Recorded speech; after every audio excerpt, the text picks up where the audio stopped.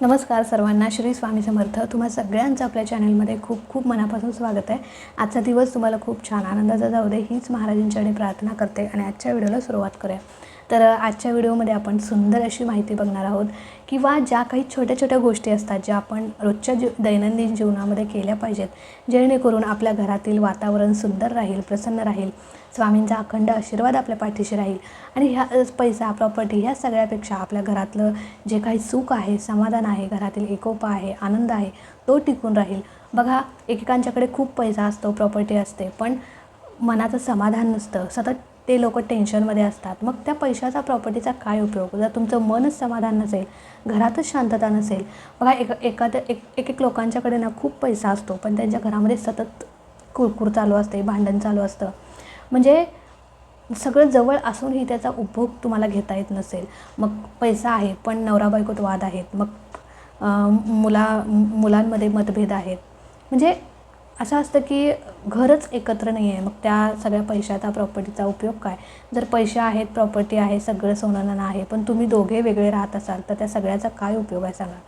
म्हणून सगळ्यात महत्त्वाची गोष्ट आहे म्हणजे आपलं आरोग्य चांगलं असणं आणि आरोग्यासोबतच आपलं घर एकत्रित राहणं, आपल्या घरातील माणसं एकोप्यानं राहणं, आपलं कुटुंब एकत्र राहणं हे सगळ्यात महत्त्वाचं आहे. लक्षात घ्या. बघा, जर घर एकत्र असेल किंवा घरातील माणसं एकत्र राहतील तर ते अख्खं कुटुंब कुठल्याही संकटावर मात करू शकतं. कुठल्याही संकटाला ते डगमगत नाही. अगदी त्यांच्या घरावरती कुठलंही संकट येऊ, त्या संकटाला ते अजिबात घाबरत नाहीत, कारण त्यांच्याकडे एकी असते आणि एकी हे खरं, एकी म्हणजे बळ आहे. लक्षात घ्या. तर खूप मोठी ही गोष्ट आहे. लोक पैशाच्या मागे धावतात, म्हणजे भाऊ म्हणजे पैशासाठी भांडतात वगैरे. पण ह्या सगळ्या गोष्टी जरी असल्या तरी कुठेतरी आपल्या घरातलं समाधानसुद्धा खूप महत्त्वाचं आहे. म्हणून म्हणते की आपलं घर सुखी समाधानी राहावं, आपल्या घरातली पोरं बाळ जी काही आहेत ती छान आनंदाने राहावीत आणि आपल्या घरातली जी एकी आहे ती टिकून राहावी. ह्यासाठी आपल्या आयुष्यामध्ये जे काही म्हणजे मी स्वतः ज्या काही गोष्टी करते त्याच तुमच्यासोबत मी शेअर करते. आणि बघा, सगळ्यात महत्त्वाचं मी मगाशी पण सांगितलं की पैसा आणि प्रॉपर्टीपेक्षा किंवा ह्या चैनीच्या वस्तूंपेक्षा घरात जर सुख समाधान असेल, 2 वेळचं अन्न जर तुम्ही सगळ्यांच्या सोबत बसून खात असाल तर खूप सुंदर आयुष्य तुम्ही जगताय. तुमच्या घरातील हेच सुख, समाधान, शांतता टिकून राहण्यासाठी आणि घरामध्ये कायम लक्ष्मीचा वास राहण्यासाठी, अखंड गुरुकृपा आपल्या घरावरती टिकून राहण्यासाठी ज्या काही छोट्या छोट्या गोष्टी आहेत त्या आपल्याला फक्त दर गुरुवारी करायच्या आहेत. मी असं म्हणत नाही की तुम्ही रोज करा. मी सुद्धा ह्या दर गुरुवारी नक्की या गोष्टी करत असते आणि खरंच त्याचा खूप सुंदर मला अनुभव येतो. फक्त ज्या काही आपण गोष्टी करतो या त्या मनापासून करा. बघा, आता काही ताईंना, काही दादांना वाटेल की एवढं केल्याने काय होतं किंवा खूप काही मोठा चमत्कार होणार आहे का. तर बघा, चमत्कार होण्यापेक्षा महाराजांची कृपादृष्टी आपल्यावरती असणं, महाराजांचं लक्ष आपल्यावरती असणं, त्यांची कृपा आपल्यावरती असणं खूप महत्त्वाचं आहे. म्हणून फक्त दर गुरुवारीच का करायचं, तर गुरुवार हा आपल्या महाराजांना समर्पित आहे. गुरुवार आपल्या सगळ्या स्वामी भक्तांचा आवडता वार आहे. आणि इतर दिवशी बघा, आपण एखादी गोष्ट मनापासून नाही करत, पण गुरुवारच्या दिवशी तुम्ही जर इतर दिवशी सेवा करत नसाल तर गुरुवारच्या दिवशी तुम्ही सेवा करता. मग थोडं नामस्मरण कवीना असे ना तुम्ही करताच. म्हणून गुरुवार हा आपल्या सगळ्यांचा आवडता वार आहे. दत्त महाराजांना, स्वामींना समर्पित हा वार असतो, आपल्या गुरूंचा वार आहे. म्हणून गुरुवारच्या दिवशी तुम्हाला ह्या सगळ्या गोष्टी करायच्या आहेत. आवर्जून करा आणि तुमच्या घरात जे काही बदल होतात ते नक्की अनुभवा. तर बघा, कुठल्या गोष्टी करायच्या, जास्त काही करायचं नाही. प्रत्येकाचं एक असतं की बाबा, माझ्या घरात पैसा टिकत नाही, माझ्या घरात शांती नाही, सतत वाद होतात, भांडण होतं, सतत क्लेश होतो किंवा सतत काही ना काही म्हणजे आजारपण येतं. ह्या सगळ्या गोष्टी का होतात, तर कुठेतरी आपल्या घरावरती, आपल्या घरामध्ये देवी देवतांची सेवा, उपासना कमी होत असते. म्हणून ह्या सगळ्या गोष्टी होत असतात. फक्त काय करायचं बघा, इतर दिवशी तुम्हाला नाही ना जमत, तुम्ही गुरुवारच्या दिवशी ह्या सगळ्या गोष्टी करा. तर गुरुवारच्या दिवशी बघा, 100% तुमच्या घराची प्रगती होईल. जे काही आर्थिक संकटातून तुम्ही चालला आहे ते आर्थिक संकट दूर होईल. माता लक्ष्मीची कृपा तुमच्यावरती राहील, यात काही शंका नाही. तर आता काय करायचं, सगळ्यात पहिले बघा, विष्णू सहस्त्रनाम तुम्हाला माहिती आहे. विष्णू सहस्त्रनाम ज्या घरामध्ये पठण केलं जातं किंवा श्रवण केलं जातं त्या घरामध्ये माता लक्ष्मी अखंड वास करते.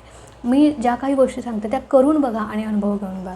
विष्णू सहस्त्रनाम फक्त गुरुवारी तुम्हाला वाचायचं आहे. जरी वाचता नाही आलं तरी तुम्ही गुरुवारच्या दिवशी ऐकायला तरी जमेल.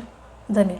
तर ऐकला म्हणजे काय करायचं, आता तुम्ही स्वयंपाक करताय, स्वयंपाक करता करता तुम्हाला विष्णू सहस्रनाम ऐकायचं आहे किंवा यूट्यूबला लावून द्या, तुमच्या टी व्हीला लावून द्या, कनेक्ट करा आणि छानपैकी संध्याकाळच्या वेळी विष्णू सहस्रनाम गुरुवारच्या दिवशी तुम्हाला ऐकायचं आहे किंवा पठण जर केला तर अतिशय उत्तम. त्याचसोबत तुम्हाला एक वेळा श्रीसुक्ताचं पठण करायचं आहे. आता श्रीसुक्त आपण रोज पठण करत असतो. गुरुमाऊली आपल्याला नेहमी सांगतात की ज्या घरामध्ये श्रीसुक्ताचं पठण होतं त्या घरातून माता लक्ष्मी कधीही बाहेर जात नाही, कारण माता लक्ष्मीची सगळ्यात आवडती आणि सगळ्यात उत्तम प्रभावी सेवा आहे. त्याच्यामुळे ज्या घरात श्रीसुक्त वाचलं जातं त्या घरात माता लक्ष्मीचा अखंड वास असतो. म्हणून रोज जर करत असाल तर चांगलंच आहे, जर करत नसाल तर गुरुवारच्या दिवशी तरी तुम्ही रोज श्रीसुक्ताचं पठण म्हणजे संध्याकाळच्या वेळी करा. त्याच्यानंतरची तिसरी गोष्ट म्हणजे तुमचं जर गुरुबळ वीक असेल तर 100% तुम्हाला म्हणजे पैशाचे प्रॉब्लेम जाणवतात. मग गुरुबळ स्ट्रॉंग होण्यासाठी काय करायचं, तर गुरुवारच्या दिवशी तुम्हाला पिवळं वस्त्र परिधान करायचं आहे.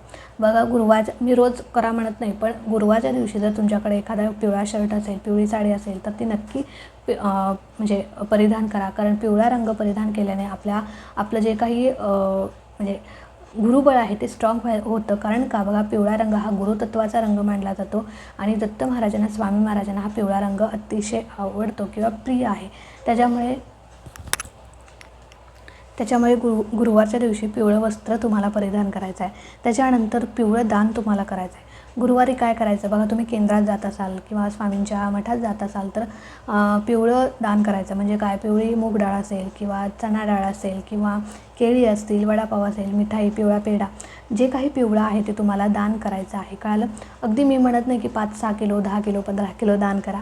जेवढं तुमच्या यथाशक्तीने होईल तेवढं. एखाद्या जरी गरीब मुलाला जर एखादा वडापाव तुम्ही त्या दिवशी दिलात तरीही ते खूप आहे, लक्षात घ्या. म्हणजे शक्य होईल तेवढं गुरुवारच्या दिवशी पिवळं दान करा, जेणेकरून तुमचं गुरुबळ स्ट्रॉंग होईल, यात काही शंका नाही. त्याच्यानंतरची पुढची गोष्ट म्हणजे तुळशीला कच्चं दूध अर्पण करा. बघा लक्ष्मी प्राप्तीचा सगळ्यात प्रभावी उपाय म्हणजे गुरुमाऊलींनी सांगितलेला हा अतिशय साधा सोपा उपाय आहे. दर गुरुवारी तुम्हाला तुळशीला कच्चं दूध अर्पण करायचं. कच्चं म्हणजे काय, ज्यामध्ये आपण पाणी घालत नाही किंवा जे आपण उकळत नाही दूध, म्हणजे असं कळालं असेल तुम्हाला, तर ते दूध अगदी छोटंसं 1-2 चमचे 4 चमचे तुम्हाला ते तुळशीला घालायचं आहे. न चुकता दर गुरुवारी हा उपाय करून बघा, लक्ष्मी प्राप्तीचे सगळे मार्ग तुमचे मोकळे होतील, यात काही शंका नाही. त्याच्यानंतर पुढची गोष्ट म्हणजे दर गुरुवारी तुम्हाला गुरुचरित्रामधील 14वा आणि 18वा अध्याय वाचायचा आहे. बघा गुरुचरित्र महत्त्व तुम्हाला माहितीच आहे की अशक्य गोष्टीही शक्य करणारा हा ग्रंथ आहे.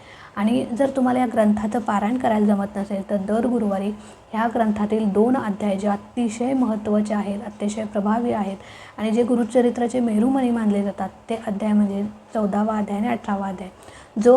जो म्हणजे व्यक्ती घरामध्ये हे 2 अध्याय वाचतो त्याच्या घरामध्ये सुख, समाधान, शांती, पैसा, ऐश्वर्य, समाधान सगळं काही टिकून राहतं आणि आयुष्यभर नांदतं, यात काही शंका नाही. म्हणून गुरुचरित्रातील हे 2 अध्याय तुम्हाला रोज वाचायला जमत नसेल तर ॲटलिस्ट गुरुवारी तरी नक्की वाचा, कारण 14वा अध्याय हा इतका प्रभावी अध्याय आहे की तुम्हाला त्याची ताकद म्हणजे शब्दात पण आपण मांडू शकणार नाही, इतका प्रभावी आणि महत्त्वपूर्ण अध्याय. आणि 18वा अध्याय जर तुमच्या आयुष्यात जर आर्थिक प्रॉब्लेम असतील तर म्हणजे पैसा तुम्हाला म्हणजे पैशाचे प्रॉब्लेम असतील, सतत कर्जबाजारीपणा असेल तर तो अध्याय तुम्ही वाचा, कारण या अध्यायामध्ये तुम्हाला माहिती आहे की एका ब्राह्मणाचं म्हणजे आयुष्य बदलून गेलं होतं. त्याला महाराजांनी म्हणजे त्याच्या घरापुढील जो काही घेवड्याचा वेल होता तो उपटून काढला होता. आता त्याची स्टोरी जी आहे ती खूप मोठी आहे किंवा तो अध्याय जो आहे तो खूप मोठा आहे, पण त्या अध्यायामध्ये असं वर्णन केलेलं आहे की जो काही ब्राह्मण होता तो ब्राह्मण महाराजांना म्हणजे रोज महाराज त्याच्याकडे भिक्षेला जायचे. तो म्हणजे त्यांना भिक्षा द्यायचा आणि भिक्षा दिल्यानंतर म्हणजे तो आधीच तो ब्राह्मण गरीब होता, त्याच्याकडे महाराज भिक्षेला जायचे, पण तो कधीही त्यांना विना भिक्षा देता पाठवत नसे. आणि एके दिवशी असं झालं की म्हणजे महाराज त्याच्याकडे भिक्षेला गेले आणि त्याच्या दारात जो घेवड्याचा वेल होता तो घेवड्याचा वेलाची जी काही म्हणजे घेवड्याची शेंगाची जी भाजी होती तीच त्या ब्राह्मणाने महाराजांना भिक्षेमध्ये दिली आणि महाराजांनी काय केलं की दारात महाराज आले आणि तो घेवड्याचा वेलच उपटून टाकला. मग त्या ब्राह्मणाची पत्नी जी आहे ती अत्यंत दुःखी झाली की ज्याच्यावरती आमचा उदरनिर्वाह चालत होता, म्हणजे घेवड्याच्या शेंगा विकून ते ब्राह्मण जोडपं त्यांचा उदरनिर्वाह करत होते. मग आम्ही रोज भिक्षा वाढूनही महाराजांनी असं का केलं, तो वेलच का उपटून टाकला. तर तो ब्राह्मण पत्नीला काय म्हणाला की हे बघ, महाराजांनी जे केलं ते चांगल्यासाठीच केलं असेल, त्यामागेही काहीतरी चांगलंच घडणार असेल म्हणून महाराजांनी असं केलं असेल, महाराज असं काही उगाच काय करणार नाहीत. आणि ज्यावेळी महाराजांना तो विचारायला गेला की महाराज तुम्ही असं का केलात, माझं काही चुकलं का, तर महाराजांनी त्याला सांगितलं की तिथे जाऊन तू माती उकर. मग तिथं म्हणजे जिथे वेल होता तिथे जाऊन तू माती उकर जा किंवा तिथं खड्डा खण, असं तिथं म्हणजे महाराजांनी सांगितलं. आणि ज्यावेळी तो ब्राह्मण माती खोदत होता त्यावेळी तिथे एक सोन्याने भरलेला हंडा त्या ब्राह्मणाला सापडला. तर अशा प्रकारे थोडक्यात मी तुम्हाला सांगितलं बरं का. तर अशा प्रकारे 18व्या अध्यायामध्ये माहिती आहे. आणि तो 18वा अध्याय जर तुमच्या आयुष्यामध्ये पैशाची तंगी असेल किंवा सतत पैसा येऊन टिकत नसेल, गरिबी तुमच्यावर असेल, कर्जबाजारीपणा असेल, तर हा अध्याय तुम्ही नक्की वाचा. कळालं. आता त्याच्यानंतर थोडं विषयांतर झालं, माफ करा. आता त्याच्यानंतरची पुढची गोष्ट म्हणजे डोक्यावरून केस धुवायचे नाहीत. बघा, तुमचं गुरुबळ जर स्ट्रॉंग व्हावं असं जर तुम्हाला वाटत असेल तर गुरुवारच्या दिवशी चुकूनही डोक्यावरून केस धुवू नये असं म्हटलं जातं. कारण डोक्यावरून जर आंघोळ केली तर आपलं गुरुबळ वीक होतं आणि आपल्याला अनेक आर्थिक पैशाचे प्रॉब्लेम जाणवतात. म्हणून ही चूकसुद्धा करू नका. त्याच्यानंतर नखं कापू नका गुरुवारच्या दिवशी. त्याच्यानंतर आयुष्यात सुख समृद्धी, प्रत्येक कामात यश यावं असं वाटत असेल तर सगळ्यात महत्त्वाचं म्हणजे गाईला तुम्ही चणा डाळ आणि गूळ खाऊ घाला. म्हणजे ती चणा डाळ आणि गूळ तुमच्या हाताने तिला खाऊ घालायचं आहे. त्या गाईने तुमचे हात चाटले पाहिजेत. अशा प्रकारे तुमच्या हाताने तिला खाऊ घालायचे आहे. तर हाताने का खाऊ घालायचे, तर ज्यावेळी ती गाय तुमच्या हाताने ती खात असते आणि ज्यावेळी तिची जीभ म्हणजे ती चाटत असते तुमच्या हात, त्यावेळी ते तुमच्या म्हणजे हातावरील जे काही वाईट आहे, म्हणजे बघा आपलं कुंडली सगळी आपल्या हातावरती रेषांवरती सगळं आपलं आयुष्य असतं. मग तुमच्या हातावरच्या रेषांवरती जे काही वाईट आहे, दरिद्री, गरिबी, संकट, दुःख, जे काही वाईट आहे ते सगळे ती चाटून घेत असते, पुसून घेत असते. आणि गायीमध्ये 33 कोटी देवांचा वास असतो. म्हणून आयुष्यामध्ये सुख समृद्धी येण्यासाठी गाईला तुम्ही चणा डाळ आणि थोडासा गूळ दर गुरुवारी खाऊ घालायचा आहे. त्याच्यानंतर केळीचं जे झाड असतं बघा, केळीच्या झाडाजवळ तुम्हाला शुद्ध गाईच्या तुपाचा दिवा तुम्हाला दर गुरुवारी लावायचा आहे. आता का लावायचा, तर बघा, शुद्ध गाईच्या तुपाचा दिवा म्हणजे यशाचं आणि मांगल्याचं प्रतीक असतं. प्रत्येक कामात जर तुम्हाला यश हवं असेल, प्रगती हवी असेल किंवा मुलाबाळांच्या अभ्यासात प्रगती हवी असेल तर केळीच्या झाडाजवळ तुम्हाला शुद्ध गाईच्या तुपाचा दिवा दर गुरुवारी लावायचा आहे. त्याच्यानंतर बृहस्पती देवांचा तुम्हाला जप करायचा आहे. म्हणजे ओम ब्रोम बृहस्पते नमः या मंत्राचा जप तुम्हाला किमान 1 माळ तरी दर गुरुवारी करायचे आहे. आणि सगळ्यात महत्त्वाचं म्हणजे तुमच्या गुरूंचं नामस्मरण तुम्हाला करायचं आहे. इतर दिवशी तुम्हाला जमत नसेल गुरूंची सेवा. गुरु कोण, तर बघा, तुमचे गुरु, माझे गुरु, सगळ्यांचे आपले स्वामी समर्थ महाराज गुरु आहेत. तुमचे दत्त महाराज असेल, कोणीही तुमचा गुरु असो, तर त्या गुरूंचं नामस्मरण तुम्हाला करायचं आहे दर गुरुवारी. तरी इतर वेळी नाही जमत ठीक आहे, पण गुरुवारच्या दिवशी तरी आपल्या गुरूंची सेवा करायची आहे, गुरूंचं नामस्मरण करायचं आहे. श्री स्वामी समर्थ या मंत्राचा किमान 11 माळी तरी जप करायचा आहेच आहे. त्याच्यामुळे आपल्या आयुष्यात सुख येतं, समृद्धी येतं.